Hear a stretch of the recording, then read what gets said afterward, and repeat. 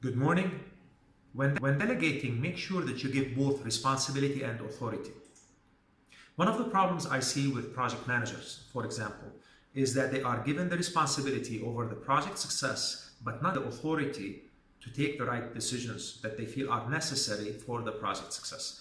What do we mean by that? One of the clear examples of this is that I'll delegate a project to a project manager, tell her or him that they're responsible for the success of the project. They come back and ask me for certain resources, and I refuse. I either say I don't have the budget, or I say I disagree. I think different types of resources would be better. They ask for certain team members, and I say, well, I think different team members are needed. We don't have the money, actually. We don't have the budget for these resources, etc.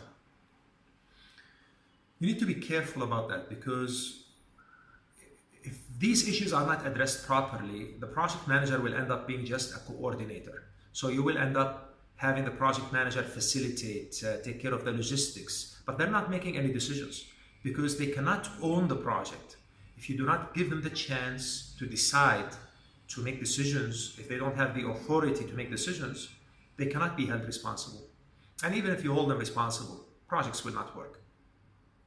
So make sure that you give responsibility and authority at the same time. If there is something you cannot do for your project manager, sit down and address it with them.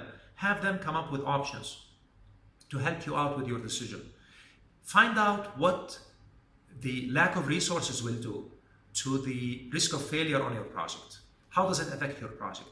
Work with your project manager as support, not as someone who is dictating to the project manager what to do. If you dictate to the project manager what they do, then they're not really doing anything.